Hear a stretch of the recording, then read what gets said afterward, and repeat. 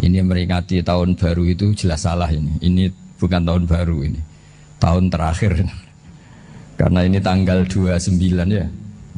29. Jadi ini meringati akhir tahun. Tapi karena rektornya itu orang bejo, lalah itu nggak ada yang nyoal kesalahannya. Jadi ini orang pinter sama orang bejo itu hebat orang bejo.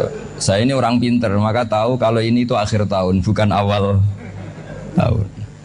Tapi saya ada orang bejo, pinter saya tidak terekspos, sehingga orang tetap saja bilang ini peringatan awal apa?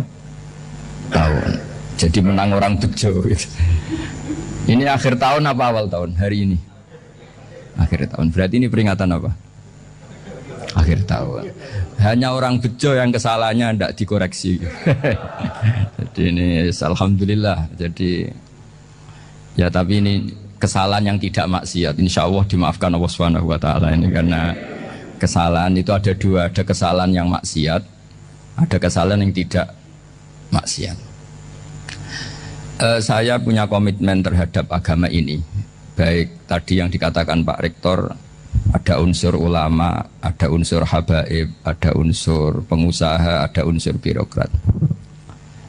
Di antara kenangan-kenangan saya dari Syekhina guru kita bersama Kiai Haji Maimun Zubair, beliau itu sering dawuh, sering ngendikan, dan itu saya sampaikan juga ketika 7 hari wafatnya Agus Robah, cucu Mbah Maimun, putra Agus Subah.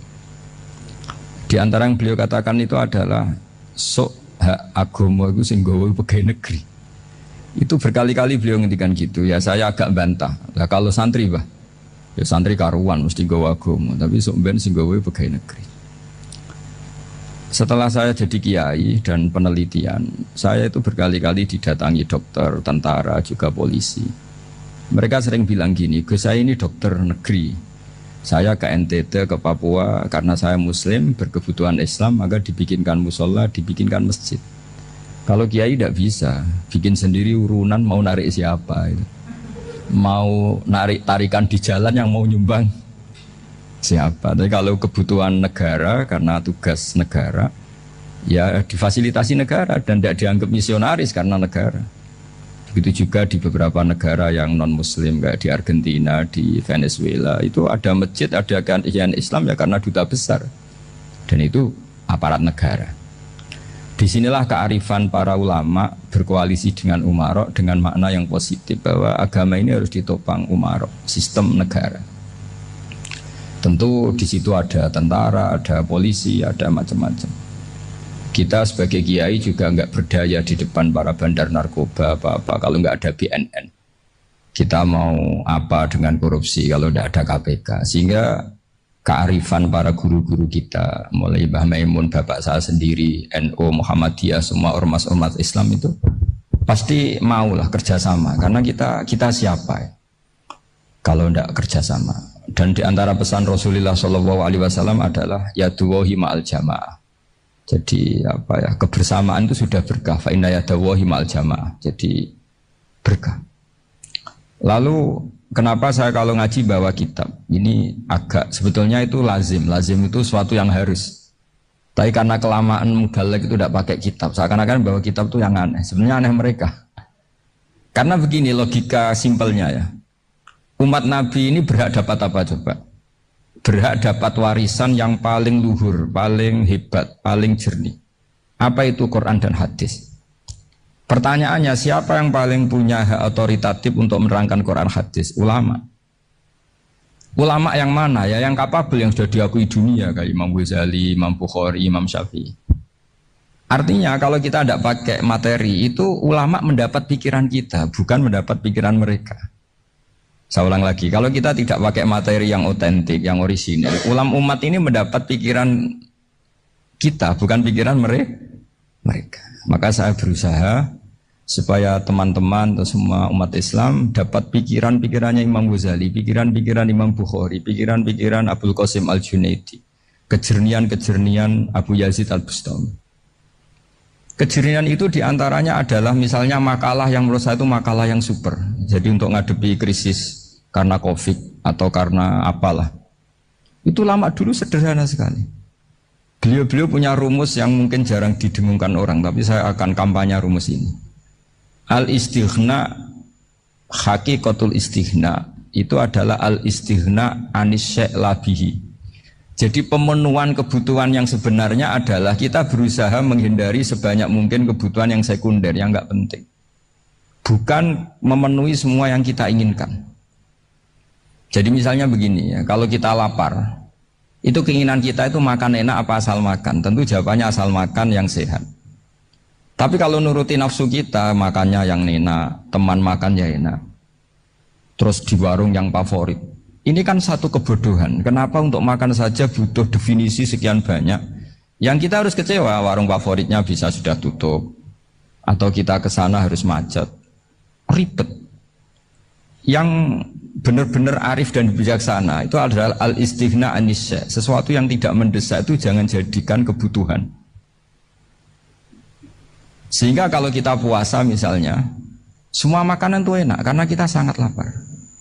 Sehingga Abul Qasim Al-Junaidi ketika ditanya, ma'idamu to'am, lauk makanan itu apa? Jawabannya lucu, alju, lapar. Kalau kamu lapar ya semuanya enak.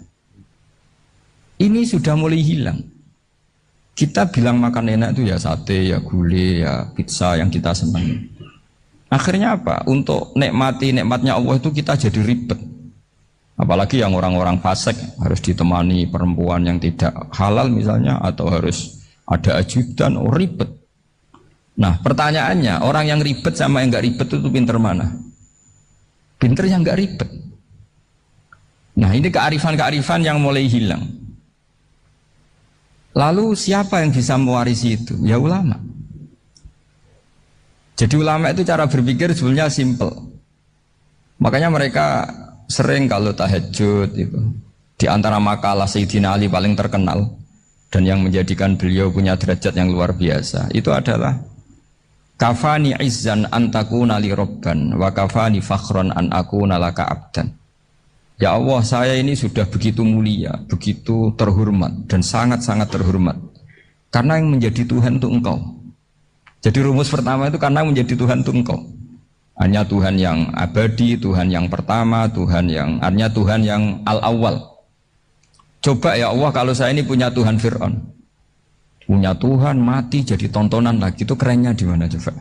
Andai kan kita punya Tuhan Fir'aun, atau punya Tuhan yang asal usulnya manusia, apapun hebatnya manusia itu, kita punya Tuhan manusia itu. Tuhan yang lapar, yang kalau nggak makan mungkin pingsan, mungkin bisa kena COVID, nanti Tuhannya diisolasi. Kayak apa? Makanya ketika Tuhan Allah, Allah menyindir ketuhanan selain Allah itu, Allah hanya menyindir dengan kalimat sederhana, kana yakulanit to'am, yang kamu tuhankan itu masih makan. Hanya kalau nggak makan ya lemes. Jadi lama-lama ada orang gini, alhamdulillah tadi Tuhan mampir ke saya, kelihatannya lapar, setelah tak kasih makan sehat lagi. Susah nggak punya Tuhan yang seperti itu.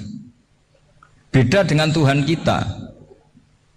Tuhan yang nggak butuh makan, nggak butuh minum, al-qayyum, zat yang berdiri sendiri tanpa butuh yang lain. Al-awwal, sebelum ada langit bumi sudah ada Tuhan kita yaitu Allah. Bandingkan dengan Tuhan-Tuhan yang dipertuhan yang lain, yang adanya setelah bumi, misalnya Fir'aun dan sebagainya. Sehingga Sayyidina Ali pertama jadi kebanggaan apa? Kafani izzan antakuna li robban. Saya ini keren betul karena punya Tuhan yaitu Engkau. Tuhan yang lahul asma'ul husna, Tuhan yang semuanya punya kebaikan, punya keabadian, punya keagungan. Terus wa kafani fakhron an akuna laka abdan, dan saya bangga sekali karena saya menjadi hambamu. Kalau saya jadi hambanya Pak Rektor ribet kan, sudah tak hormati ternyata nanti tidak rektor, ya kan ribet kan. Terus pokoknya ribet, jadi budaknya manusia itu ribet. Makanya ada seorang wali datang ke temannya yang jadi presiden atau jadi raja. Datang ke situ karena tidak punya uang, mau minta uang karena temannya raja. Setelah sampai sana ternyata temannya ini karena orang soleh pas berdoa, ya Allah saya minta ini, minta ini, minta ini. Terus si wali tadi pulang. Kenapa kamu pulang? Ternyata dia sama, masih minta-minta kayak saya. Jadi sederhana deh. Sama-sama minta kamu, minta zat yang kamu mintain katanya. Jadi dulu itu orang itu sebegitu dekat dengan Allah. Sehingga si raja ini terus ketemu wali tadi, tanya, kenapa kamu menyepelekan saya padahal sekarang saya raja. Terus ditanya sama wali tadi, karena temannya, kalau kamu di padang pasir tidak bisa minum dan harus minum 1 gelas, dengan ongkos kamu harus mengasihkan semua kerajaan kamu demi minuman itu. Pilih mana, minuman apa tetap jadi raja? Ya saya milih bisa minum. Saya tidak raja tetap hidup, tapi kalau nggak minum mati. Bagaimana Anda bangga dengan satu kerajaan sing la yusawi kak samain, yang tidak sama dengan segelas air. Jadi artinya terus mereka melihat jadi raja itu ya biasa, jadi presiden biasa, jadi rektor biasa. Karena mereka biasa berlogika hakikatul izzah itu ya at-taqarrub ila Allah, yang benar-benar terhormat itu ya dekat dengan Allah. Begitu seterusnya mereka bikin paradok-paradok yang aneh, tapi itu menjadi pelajaran. Bapak saya Ki Nur Salim itu senang baca anekdot Nasiruddin Koja. Itu kalau bikin orang-orang aneh, itu dia datang ke satu pesta, pakai baju lusuh, pakai sarung lusuh atau celana lusuh, sama Sohibul Bait yang punya acara dibiarin. Setelah dibiarin dia pulang pakai jas, pakai dasi, pokoknya keren. Dihormatin, pakai alpat, pokoknya dihormatin. Silakan. Pas dia disuruh minum, minumannya itu disokkan saja ke sakunya. Jas, kamu harus minum yang banyak, karena kamu yang dihormati, bukan saya. Terus makanan ya semuanya diletakkan di saku, ada yang apa? Ayo kamu makan yang banyak. Alpatnya juga gitu, dikasih sate apa? Ayo kamu makan yang banyak. Mereka tidak melihat saya, melihat kamu. Akhirnya orang satu pesta itu istighfar semua, berarti kita ini salah. Terus dia pidato, kenapa kamu ngomong gitu? Tadi saya datang, orangnya sama. Gara-gara beda pakaian, penghormatannya beda. Berarti yang berhak dapat makanan ini jasa ya, bukan saya. Betapa naifnya kita sebagai orang. Ternyata kita masih hormat sesuatu yang seperti itu, yang atribut lah. Jadi orang-orang sufi itu orang yang bisa menertawakan dunia. Akhirnya ya, pertama dia dianggap orang gila, masa jas dikasih makan, dikasih minum. Tapi secara fikih dia benar, haram dia makan. Karena pas dia datang dibiarin, setelah pakai jas dikasih makan. Berarti hakikat yang dapat rezeki siapa? Jasnya apa orangnya? Jasnya apa orangnya? Jasnya. Jadi itu orang-orang sufi, kearifan orang-orang dulu itu bisa ngelola hal-hal yang keseharian menjadi luar biasa. Ada seorang wali melihat istrinya makan 1 piring, anaknya makan 1 piring. Ditanya, kalian kenyang? Wah kenyang sekali. Melihat anaknya minum kopi 1 cingkir, senang. Kalian senang sekali. Wah kalau senang dengan hal-hal yang murah bisa, ngapain harus senang dengan hal-hal yang mewah? Bodoh sekali saya. Sehingga terus mereka bisa qanaah. Qanaah itu ya hidup itu simpel, sederhana. Jadi tentu saya tidak akan ngomong yang muluk-muluk, selain itu tidak bidang saya juga apa ya, kita ini butuh obat di kondisi COVID seperti ini, butuh kesederhanaan, butuh apa ya, istighna tadi. Kita harus istighna billah an ghairillah. Jadi sudah cukup bahwa Allah ini segalanya. Sehingga tadi saya dengarin himnenya Unisula, yang paling saya kagum adalah dimulai dengan kalimah-kalimah thayyibah. Di antara tugas suci Nabi Ibrahim dan semua Nabi adalah wa ja'alaha kalimatam baqiyatan fi aqibi. Nabi Ibrahim itu Nabi yang diberi gelar Allah. Dia adalah Nabi yang menjadikan kalimat tauhid itu kalimat yang abadi. Fi aqibi, di anak turunnya, di semua generasinya, baik anak turun karena gen maupun karena pembinaan, karena pendidikan. Ini penting sekali saya utarakan karena apa? Satu kehidupan itu sebenarnya digerakkan oleh kata-kata, oleh mutu kalau oleh bahasa modern. Sehingga banyak ulama mengatakan al-ibarat qutun li'ailatil mustami'in, bahwa redaksi atau moto atau pegangan hidup itu penggerak kehidupan. Sehingga sebetulnya manusia itu digerakkan oleh kalimah-kalimah itu, oleh moto-moto itu, oleh prinsip-prinsip hidup itu. Misalnya orang Palestina itu tiap hari ke pasar gitu. Mereka ke laut itu. Ditanya kenapa tidak takut tembak Israel? Jawabannya lucu. Kena tembak ya mati, nggak makan ya mati, nggak kerja ya mati. Ya sudah sama-sama mati ya mendingan aktivitas normal. Tapi saya tidak menyarankan itu untuk melawan COVID. Ini cerita saja. Kamu jangan provokator itu. Karena ini wilayah sensitif. Jadi banyak orang yang poligami, kalau ditanya alasannya gitu, istri satu ya cerewet, dua ya cerewet, mendingan 4 katanya. Ya banyak yang gitu. Tapi ada yang kebalikan, istri satu cerewet saja hampir jantungan, apalagi 4, tinggal matinya kan gitu. Itu semua yang menggerakkan itu kalimat. Kalimat itu satu pegangan. Banyak orang loh yang nggak ingin jadi rektor tuh banyak loh Pak Bejo. Jangan kira semua dosen ingin jadi rektor. Melihat rektor sibuk rapat, mempertahankan reputasi Unisula, terus sering pegang kepala. Ngapain repot-repot? Jadi tukang sapu aja dapat gaji, ngopi, rokokan, selesai. Bodoh amat jadi rektor, mikir orang banyak. Banyak loh orang yang nggak ingin jadi presiden tuh banyak. Karena ngopi nyaman, nggak ada yang ganggu. Mau tidur sampai jam 9 siang juga nggak ada yang ganggu. Sehingga mereka melihat pegawai negeri itu gak keren, orang kok diatur jam, disiplin. Itu memang cara Allah membagi rahmat. Mau kamu apakan coba? Cara syukurnya dia seperti itu.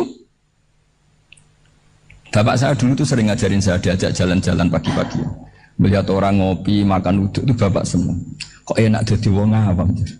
Ngene esuk-esuk nyemak bocah kesel kabeh kono enak ngopi rokokan. Bapak kadang iri sama orang apa itu iri. Sudah gitu berharap masuk surga kan enak sudah gitu. Tahu-tahu mati, tidak tahu ke surga apa ke neraka ya tidak tahu. Jadi nah orang dulu itu orang yang bisa mensederhanakan dunia.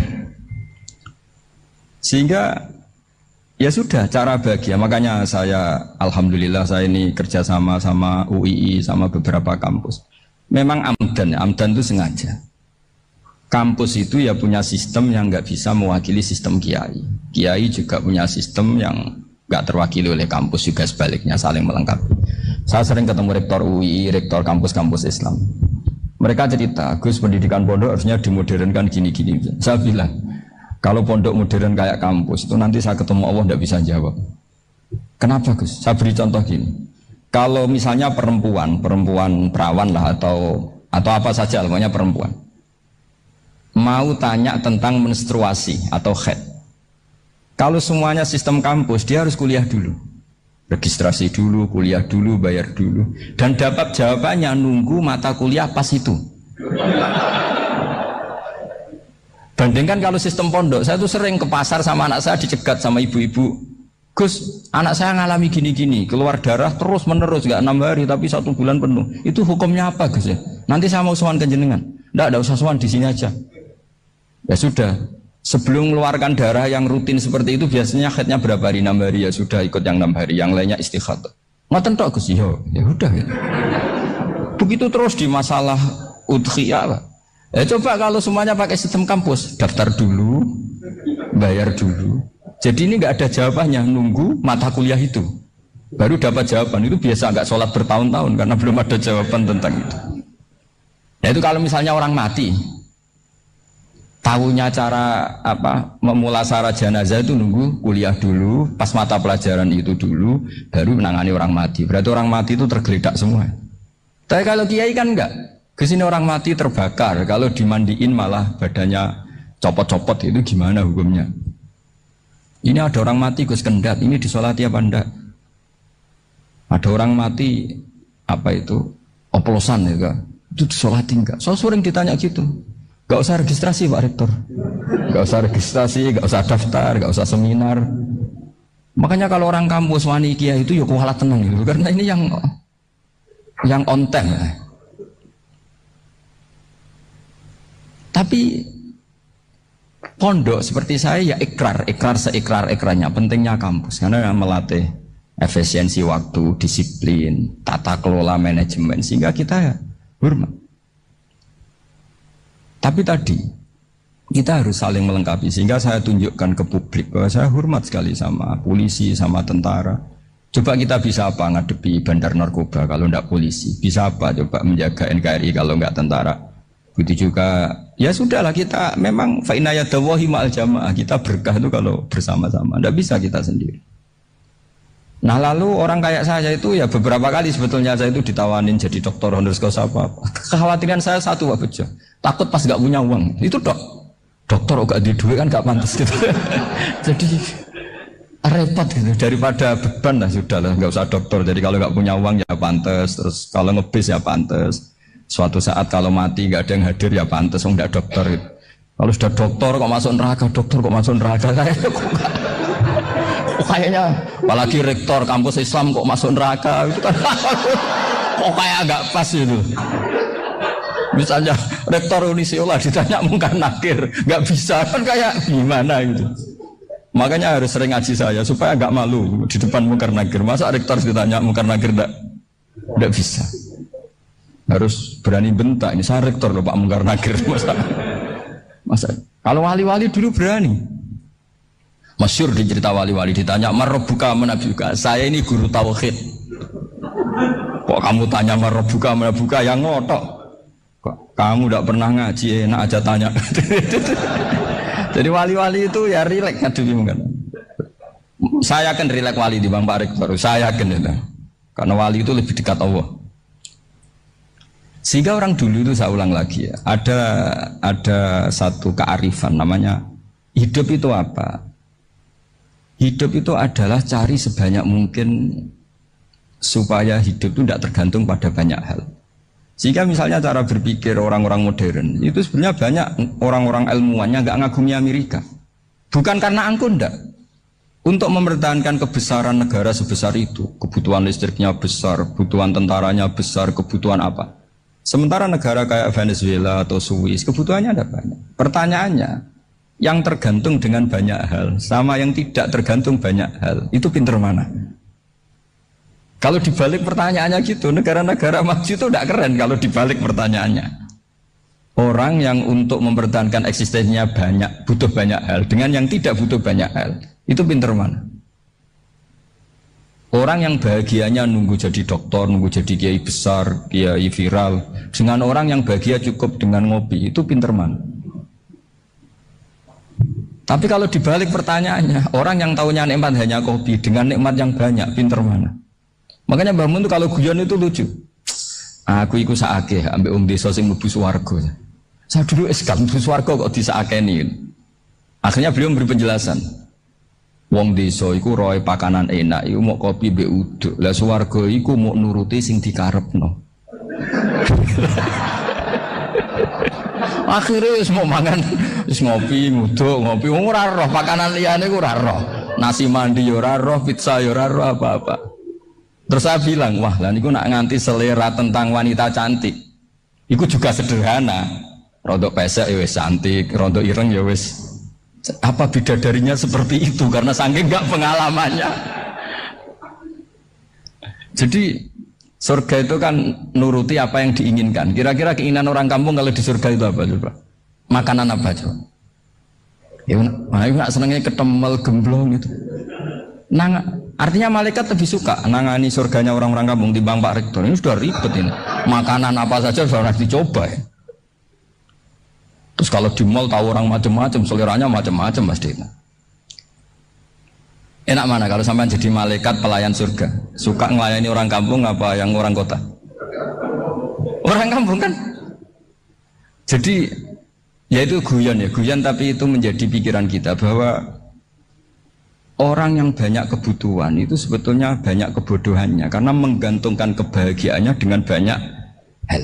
Makanya Imam Syafi'i ngendikan istighna itu apa? Al-istighna anisya'labi. Yang dikatakan kecukupan adalah berusaha sebanyak mungkin banyak hal tidak kamu butuhkan. Bukan memenuhi semua kebutuhan kamu. Karena nafsu kamu ini tidak ada batasnya gitu. Kalau kamu penuhin nggak akan selesai. Itu ada perempuan yang kurang cantik itu minta doa saya. Gus doain suami saya kaya. Terus tak guyonin. Terus nggak minta. Kalau suami kamu kaya, yang pertama dirubah itu apa? Rumah supaya rumah saya bagus. Kedua apa? Mobil supaya mobil saya bagus.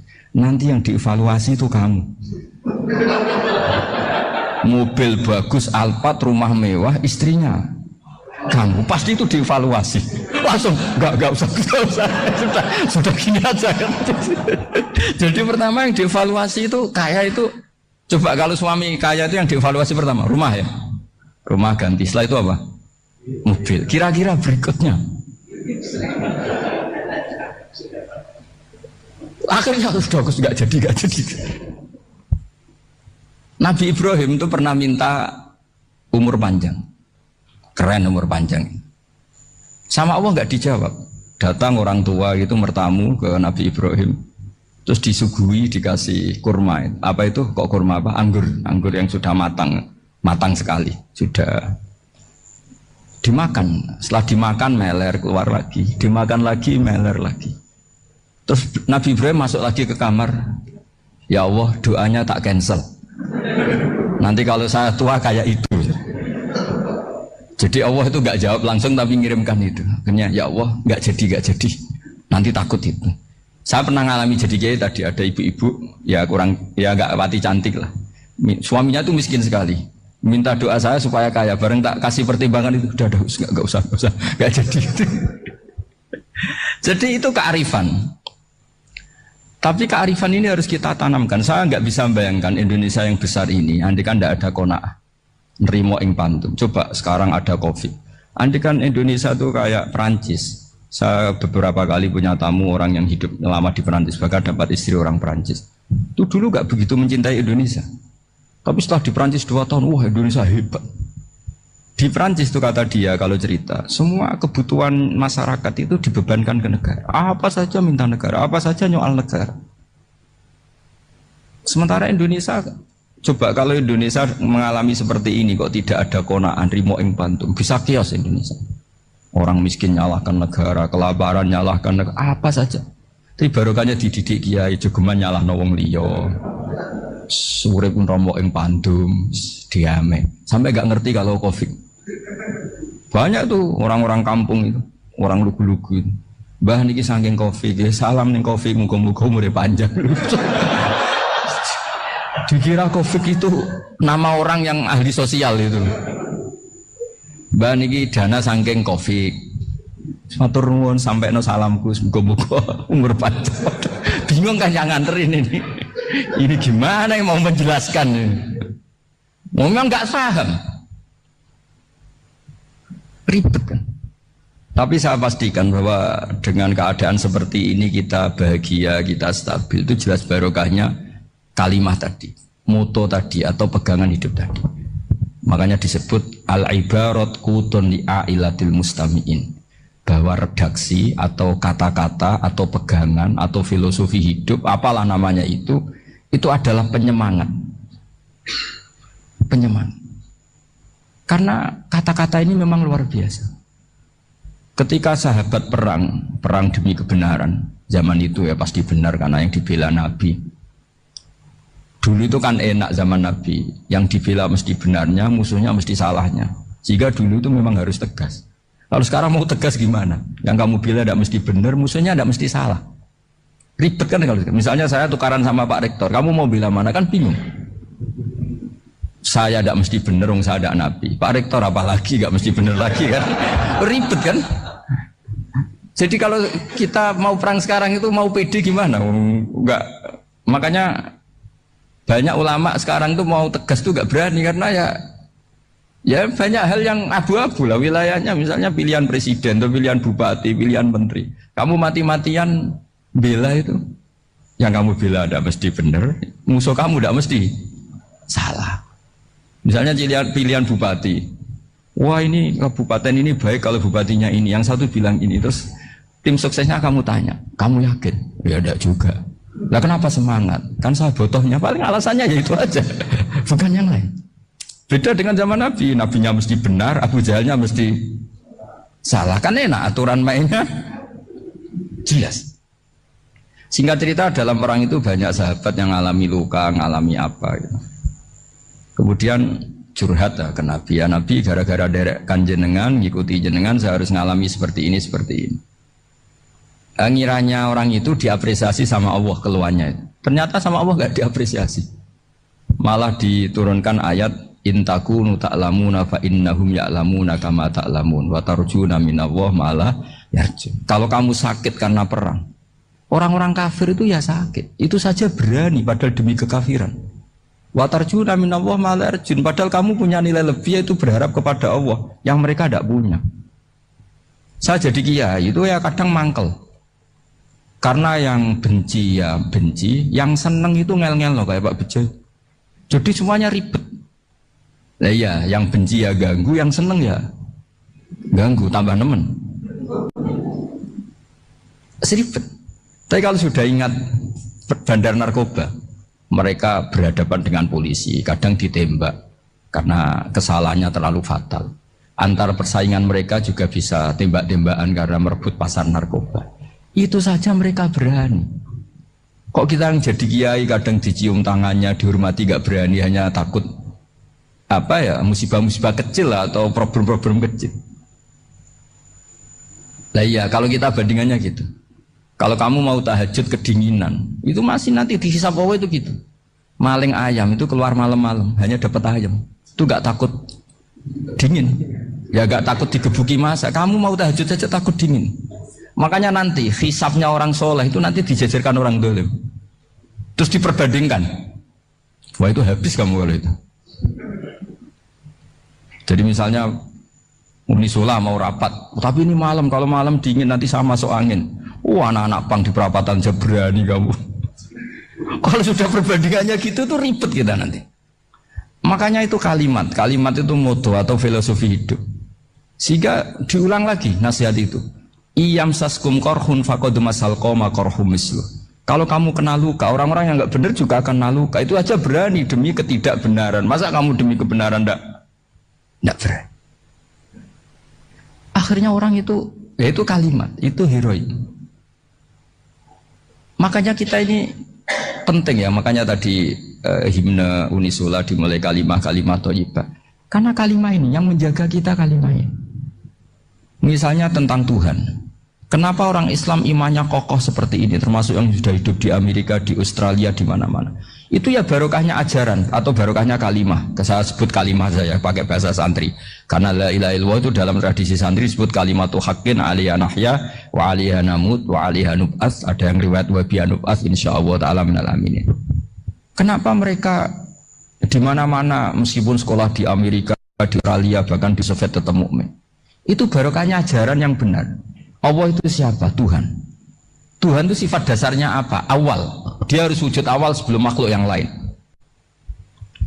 Sehingga ketika ada negara yang maju, yang tertib, manajemennya tertib, masyarakatnya makmur, tapi punya Tuhan yang tidak seperti itu, tidak awal, itu sudah gak nyaman.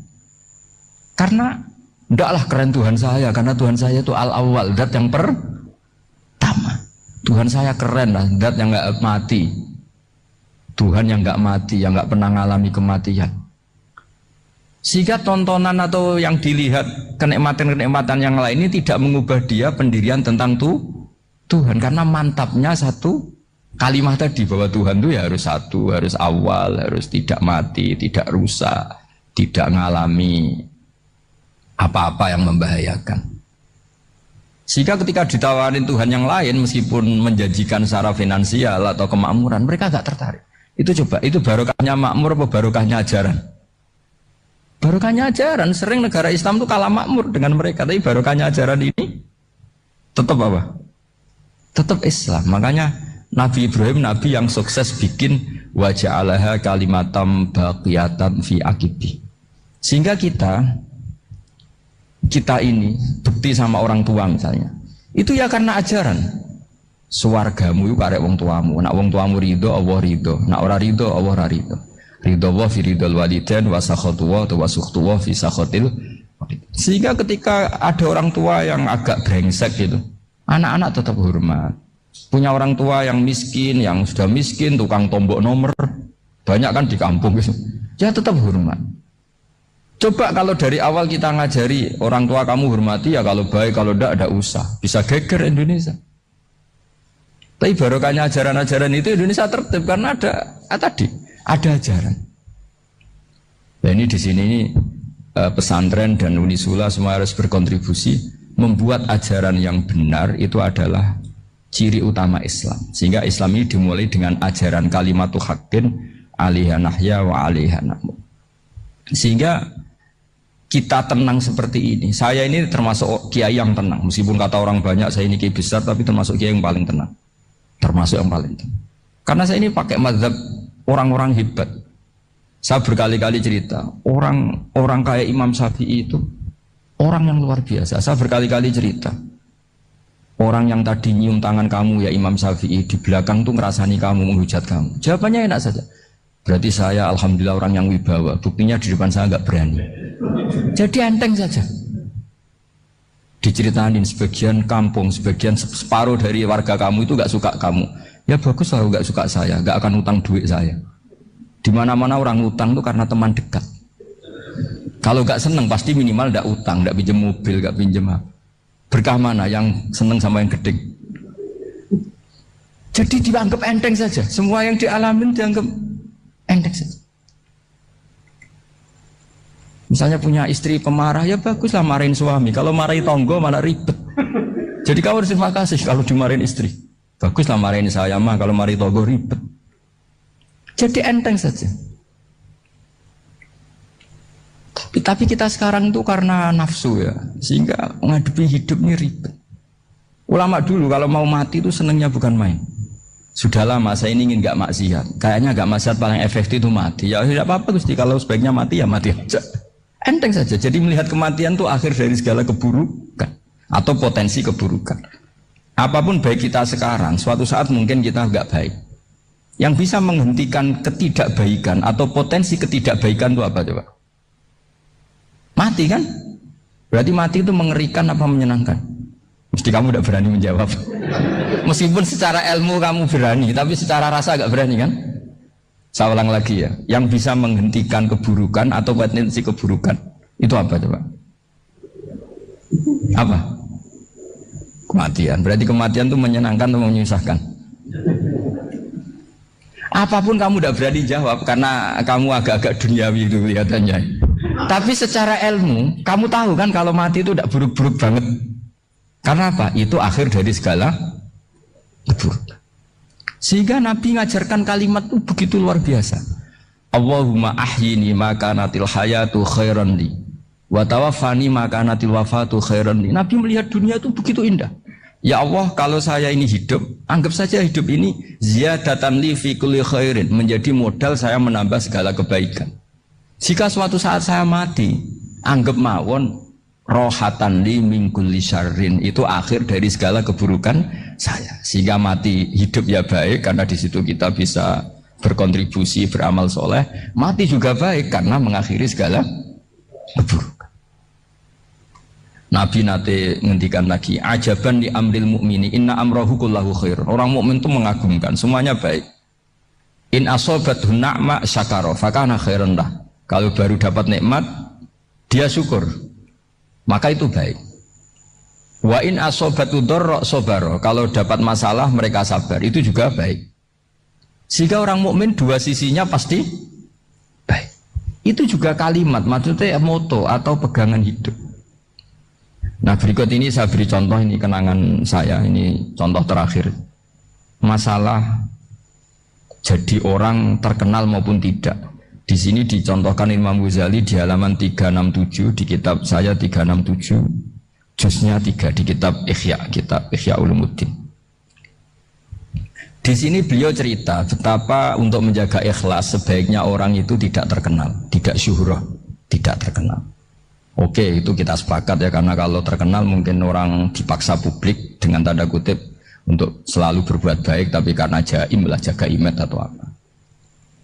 Tapi ketika dibalik pertanyaannya, kamu rela yang terkenal itu orang nggak benar, sementara yang orang benar itu nggak terkenal.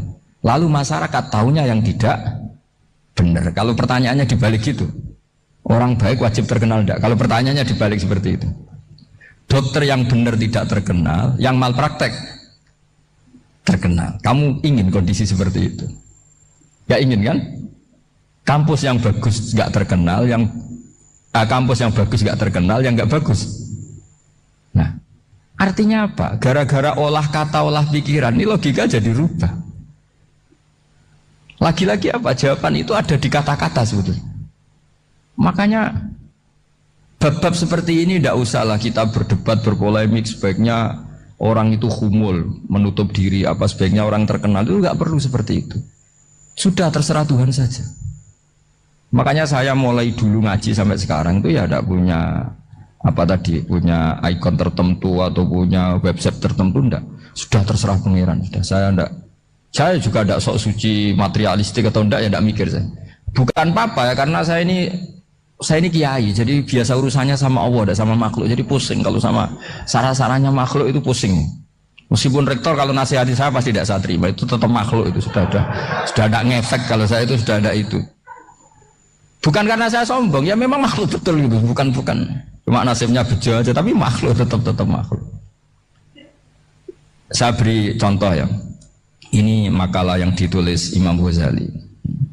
Ya, i'lam aslahakawah anna aslal jah wa intisarus sayyid atau sayyidi wal istihar. Wa huwa mazmum itu. Balil mahmudu al-khumulu illa man saharahu wa ta'ala li nasri dini min ghairi takallufi talabi syuhrati minhu. Jadi kalau kamu ingin ibadah kamu selamat, ya kamu jangan terkenal. Tapi resikonya adalah kalau kebaikan itu tidak terkenal, maka agak dikenali. Kalau agak dikenali berarti masyarakat hanya punya percontohan yang tidak baik, karena yang baik tidak terkenal. Jadi itulah ulama-ulama dulu. Jadi apa-apa itu dibanding-bandingkan.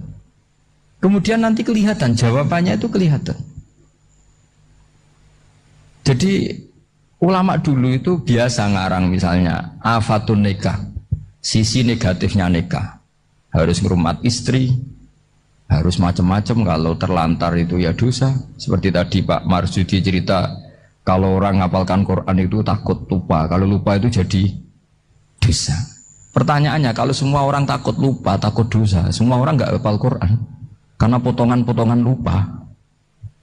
Cara berpikir tidak seperti itu. Kalau berpikir ya namanya hafalan, ya inginnya hafal, kan nggak ingin lupa.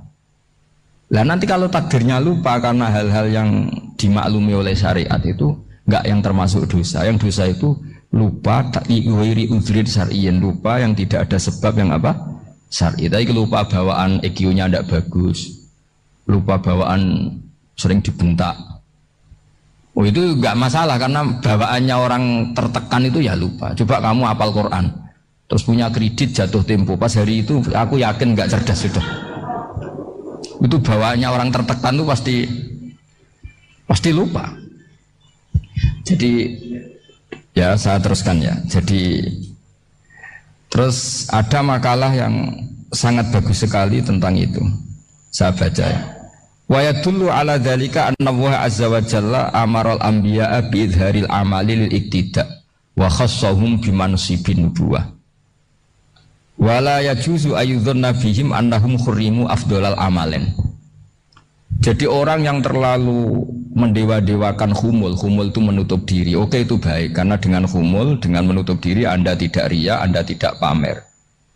Tapi kata Imam Ghazali, kamu juga harus ingat, di antara syaratnya Nabi itu harus mengumumkan kalau beliau itu seorang Nabi.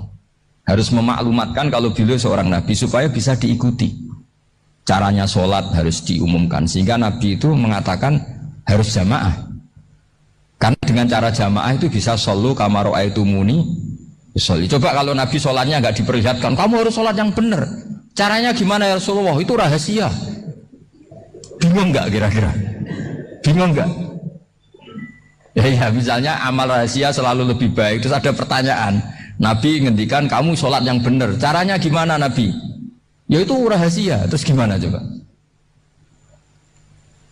Tapi Nabi ngendikan apa? Shollu kama ra'aitumuni usolli. Ya sudah, kamu sholat, niru saya sholat. Berarti Nabi sholatnya diperlihatkan apa disembunyikan? Diperlihatkan. Jadi begitu juga saya berkali-kali bilang, orang tahu kalau itu bidan ya berdasar tulisan itu bidan. Tahu kalau itu dokter gigi ya itu dokter gigi. Jangan sampai gara-gara tidak ada tulisan mau beli alat bangunan di dokter gigi, mau periksa gigi di toko bangunan. Gara-gara apa? Nggak ada maklumat. Nah, di sini ulama-ulama selalu memaklumatkan dirinya.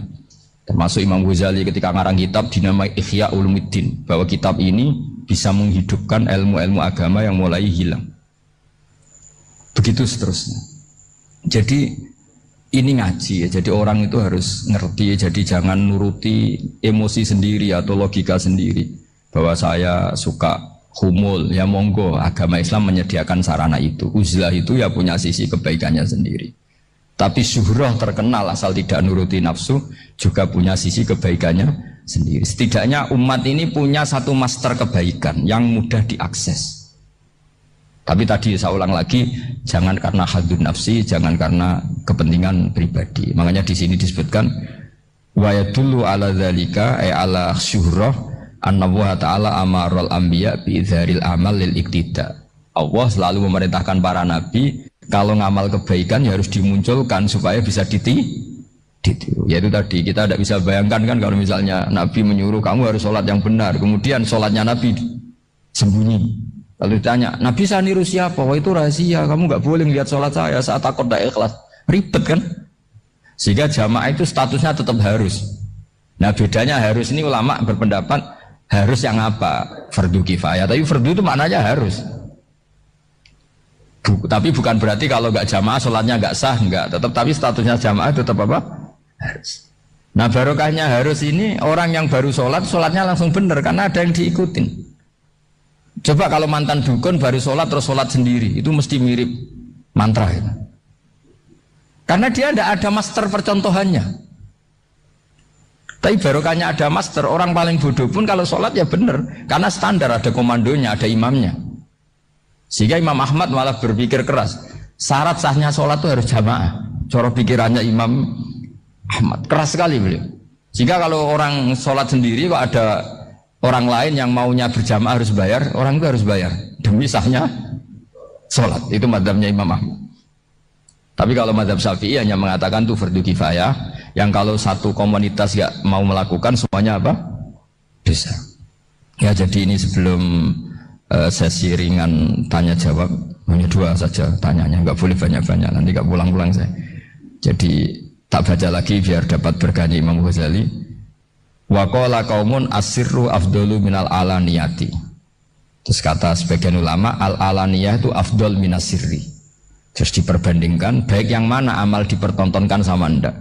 Terus kata Imam Ghazali, kalau orang itu bisa jaga tidak riya, maka sebaiknya dipertontonkan karena kebaikan harus yang muncul, bukan yang tidak baik yang muncul. Makanya ketika Unisula memaklumatkan diri sebagai ingin jadi generasi khairah ummah, itu kalau diterjemah itu kan wow, khairah ummah, umat terbaik. Itu kan kayak agak angkuh.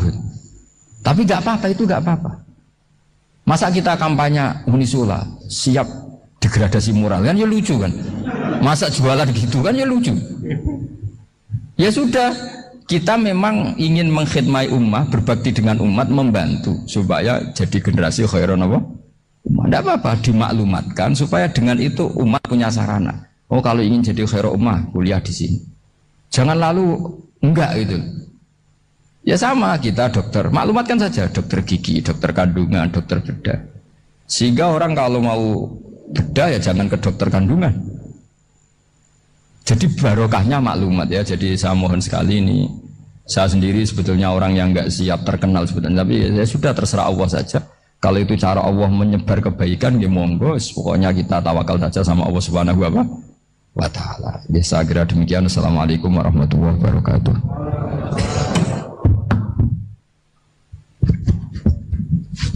Matur suwun Gus. Alhamdulillah sesi tanya jawab Gus 2 nih. Ya ini ada dari Yogi Banjarmasin, satu tipe dengan Ahmad Banyuwangi, satu tipe dengan Rizka Pekanbaru. Yang dari Banjarmasin itu, Gus mohon izin ngaji lewat jarak jauh, baik melalui YouTube maupun lewat medsos. Namun sanadnya bagaimana Gus? Sebab masa kini belum bisa ketemu langsung. Terus Rizka Pekanbaru ini trik mendidik akidah anak sejak dini, pripun.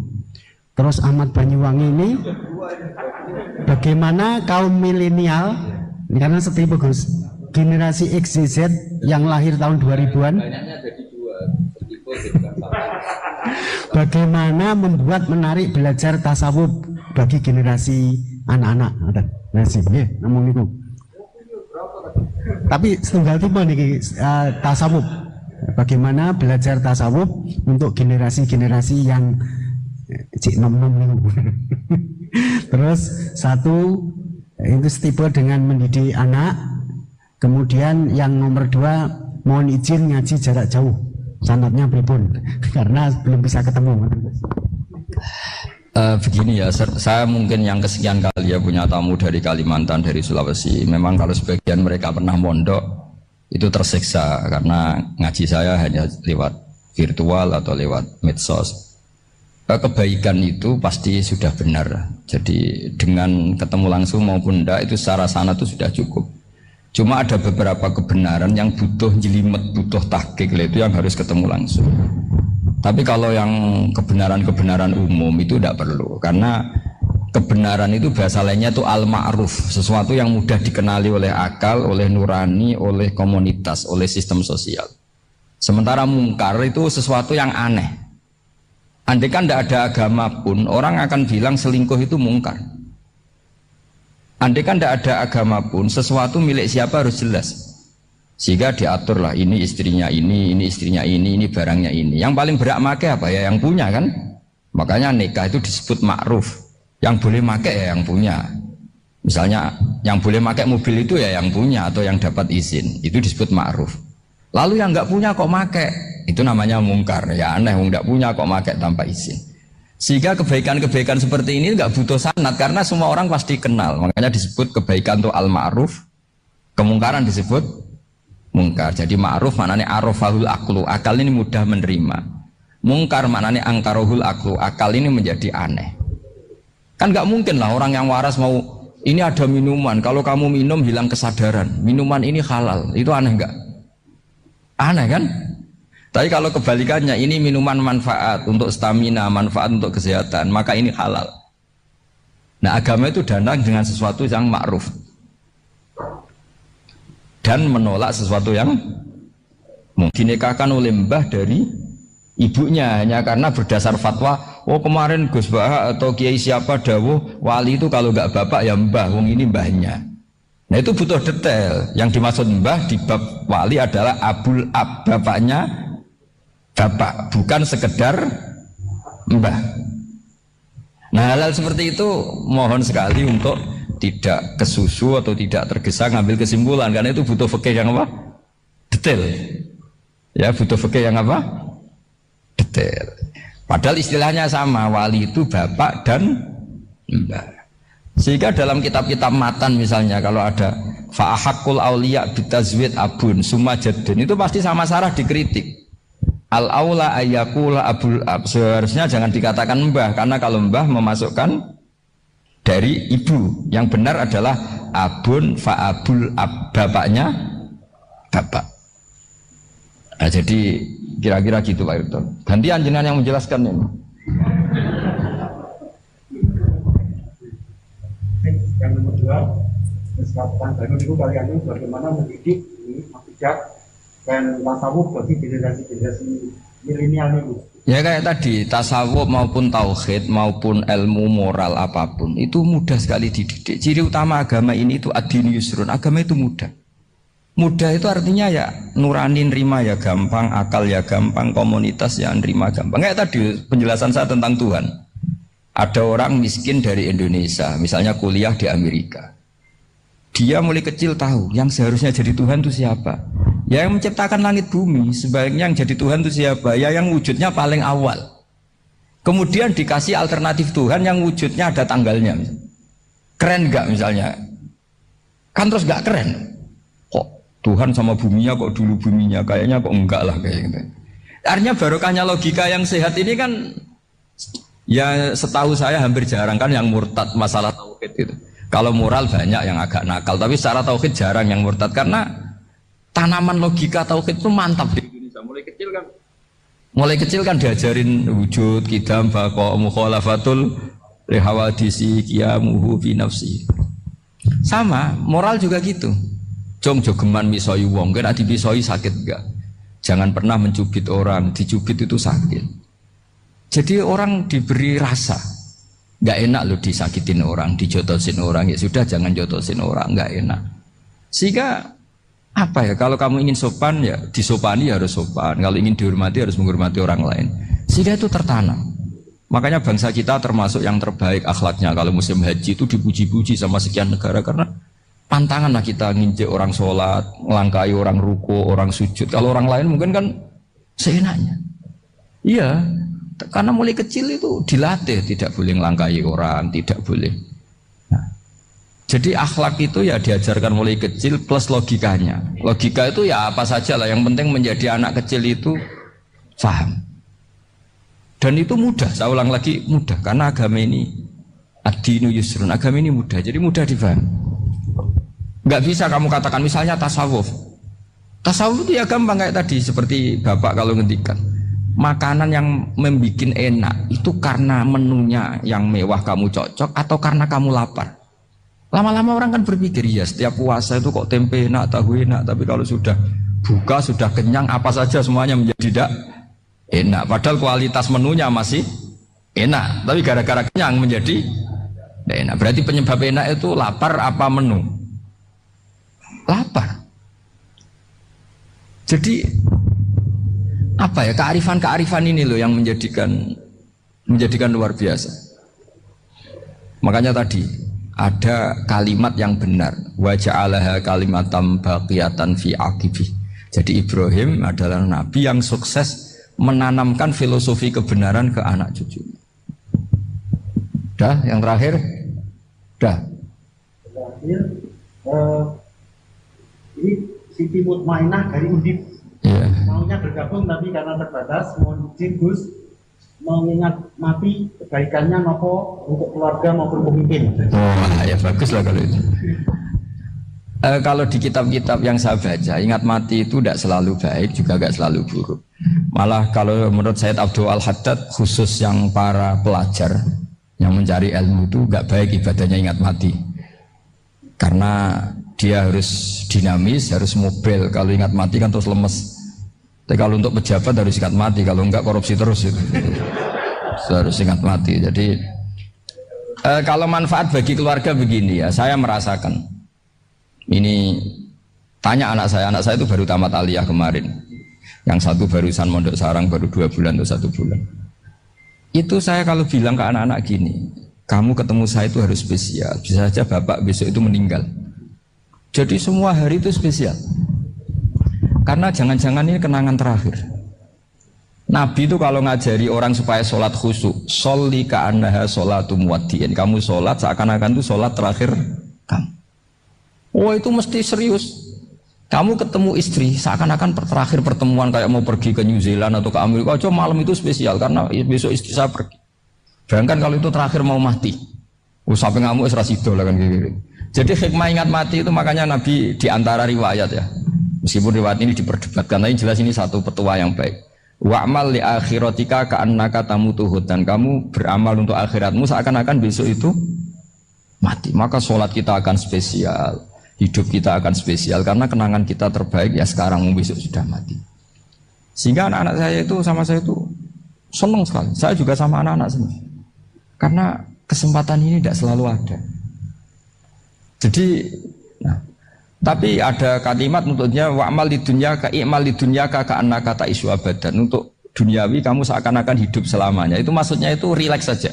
Misalnya hari ini urusan nggak selesai, besok masih ada hidup. Nggak selesai, besok masih hidup, sehingga rileks. Tapi kalau urusan akhirat harus selesai sekarang karena besok sudah mati. Jadi ingat mati itu positifnya ya tadi, semuanya akan indah.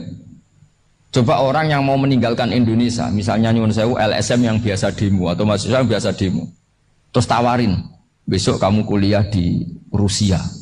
Itu warung apa saja kenangannya baik semua karena mau meninggalkan Indonesia. Tapi kalau tahu gak meninggalkan Indonesia, demo terus.